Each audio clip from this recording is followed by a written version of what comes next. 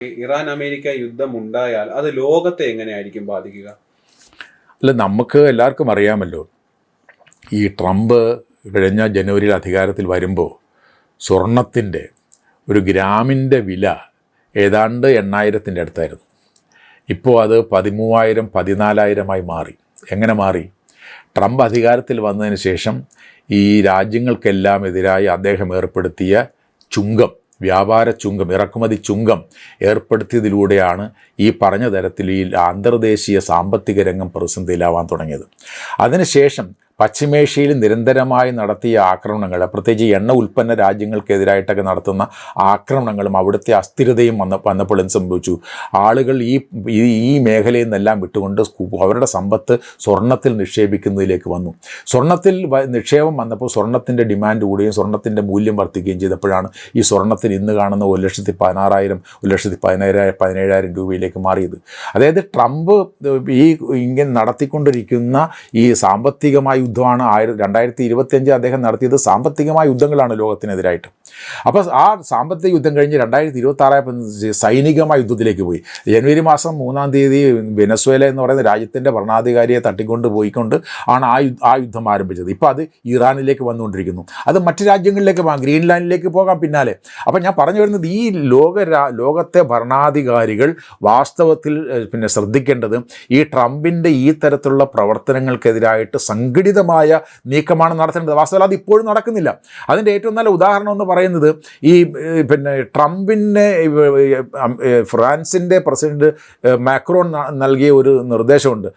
Dear friend എന്ന് പറയുന്നത് അദ്ദേഹം അഡ്രസ്സ് ചെയ്തുകൊണ്ട് പറയുന്നതാണ്, നിങ്ങളോടൊപ്പം ഞങ്ങൾ ഇറാനിൽ വന്നു, ഇറാനിൽ ആക്രമണം നടത്തുന്നതിന് വേണ്ടിയിട്ട് വന്നു, മറ്റ് സിറിയയിൽ ആക്രമണം നടത്തുന്നതിന് വേണ്ടിയിട്ട് വന്നു, നിങ്ങൾ എന്തിനാണ് ഗ്രീൻലാൻഡിലേക്ക് വരുന്നത് എന്നാണ് ചോദിക്കുന്നത്. എന്ന് പറഞ്ഞാൽ ഇറാനിലും സിറിയയിലും അമേരിക്കൻ ആക്രമണം നടത്തുന്നതിന് കുഴപ്പമില്ല, ഈ ഗ്രീൻലാൻഡിലേക്ക് വരുമ്പോഴാണ് കുഴപ്പം.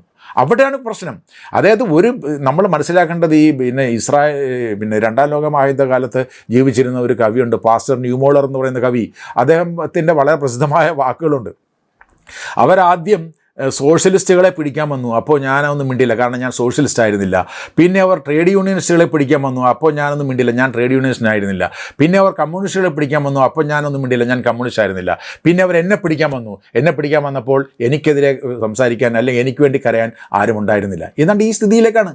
അതായത് മറ്റ് രാജ്യങ്ങളിൽ സിറിയയിലും ഇറാനിലും ട്രംപിന് എന്ത് വേണമെങ്കിലും ചെയ്യാം, പക്ഷേ ഗ്രീൻലാൻഡിലൊന്നും ചെയ്യാൻ പാടില്ല. ഈ തരത്തിലുള്ള സമീപനം, ഇരട്ടത്താപ്പ് സമീപനം ലോകരാജ്യങ്ങളിലെ നേതാക്കന്മാർ, ഈ ട്രംപിനെ മൈ ഡിയർ ഫ്രണ്ട് എന്നൊക്കെ പറഞ്ഞ് വിളിക്കുന്ന ഒരുപാട് നേതാക്കന്മാരുണ്ട് ലോകത്ത്. അങ്ങനെയുള്ള നേതാക്കന്മാർ കാണേണ്ട കാര്യം, ഈ ട്രംപ് കാണിക്കുന്ന തോന്നിവാസങ്ങളെ, ആ തോന്നിവാസം നടത്തുന്ന സന്ദർഭത്തിൽ മിസ്റ്റർ ട്രംപ് നിങ്ങൾ ചെയ്യുന്നത് തെറ്റാണ്, നിങ്ങൾ പറയുന്നത് ശരിയല്ല എന്ന് പറയാനുള്ള തൻ്റെ ഇടം ഈ ലോകത്തിൻ്റെ നേതാക്കന്മാർക്ക് ഇല്ല എന്നുള്ളതാണ് ലോകം ഇന്ന് കാണുന്ന ഏറ്റവും വലിയ പ്രതിസന്ധി. ആ പ്രതിസന്ധിയെ അതിജീവിച്ചില്ലെങ്കിൽ ട്രംപ് 3 വർഷം കൂടി അങ്ങേർക്ക് അധികാരത്തിൽ ഇരിക്കാനുള്ള കാലമുണ്ട്. ഈ 3 വർഷം കഴിയുമ്പോൾ ലോകത്തിൻ്റെ മുഖച്ഛായ തന്നെ ട്രംപ് മാറ്റും. അതിൻ്റെ മുഖ്യ ഉത്തരവാദികൾ ട്രംപിനോടൊപ്പം ഈ തോന്നിവാസങ്ങൾ നിശബ്ദരായി കാഴ്ചക്കാരായിട്ട് കണ്ടുകൊണ്ടിരിക്കുന്ന ലോകരാജ്യത്തെ നേതാക്കന്മാർ കൂടിയിട്ടുള്ളതാണ് എന്നുള്ളതാണ് വസ്തുത. യുദ്ധം ഉണ്ടായാൽ അത് ഇന്ത്യയെ ബാധിക്കാൻ സാധ്യതയുണ്ടോ?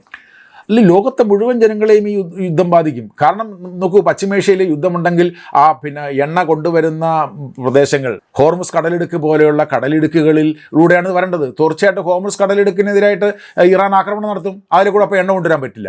അപ്പോൾ എണ്ണ കൊണ്ടുവരാൻ ഒരു പ്രധാനപ്പെട്ട പശ്ചിമേഷ്യയിൽ നിന്ന് എണ്ണ കൊണ്ടുവരുന്ന ഹോർമുസ് കടലിടുക്ക് പോലെയുള്ള കടലിടുക്കിലൂടെ എണ്ണ കൊണ്ടുവരാൻ കഴിഞ്ഞില്ലെങ്കിൽ വേറെ സ്ഥലങ്ങളിലൂടെ എണ്ണ കൊണ്ടുവരേണ്ടി വരും.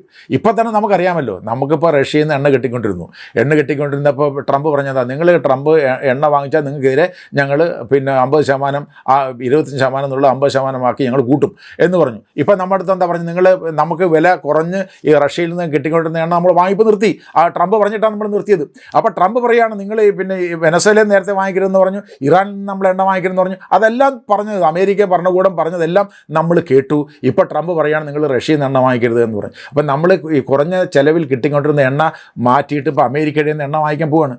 അപ്പോൾ സ്വാഭാവികമായിട്ടും ഈ എണ്ണ കൊണ്ടുവരുന്ന ആ അവസ്ഥ പ്രതിസന്ധിയിലായി കഴിഞ്ഞാൽ ദൂരപ്രദേശങ്ങളിൽ നിന്ന് അമേരിക്കയിൽ നിന്ന് ഉൾപ്പെടെയുള്ള എണ്ണമായതിന് ചിലവ് കൂടുതലാണ് എന്ന് മാത്രമല്ല ഈ പറഞ്ഞ സ്ഥലത്തൂടെ എണ്ണ കൊണ്ടുവരാൻ കഴിയാത്ത സാഹചര്യം വരുന്നു. ഈ എണ്ണ പ്രസിദ്ധി ഉണ്ടാകുമ്പോൾ സ്വർണ്ണത്തിന് വില കൂടും. അപ്പോൾ എണ്ണയ്ക്ക് വില കൂടുന്നു, സ്വർണ്ണത്തിന് വില കൂടുന്നു. ഇത് എണ്ണയ്ക്ക് വില കൂടുമ്പോൾ നമുക്കറിയാമല്ലോ, നിത്യോപയോഗ സാധനങ്ങൾക്കെല്ലാം വില കൂടും, ജനങ്ങളുടെ ജീവിതം ഭയങ്കര ദുരിതമായി മാറും. അപ്പോൾ ഞാൻ പറഞ്ഞു വരുന്നത് ലോക സമാധാനവുമായിട്ട് ഈ ട്രംപ് പോലെയുള്ള ഭരണാധികാരികളുടെ പ്രവർത്തനങ്ങളുമായിട്ടാണ് ഇന്ന് ലോകത്തിൻ്റെ ജീവിതം ആകെ നിൽക്കുന്നത്. അതുകൊണ്ട് അത് ഇന്ത്യയെ മാത്രമല്ല ലോക ജനങ്ങളെ മുഴുക്കെ, പ്രത്യേകിച്ച് പാവപ്പെട്ട ആൾക്കാരെ മുഴുക്കെ ബാധിക്കുന്നതാണ്.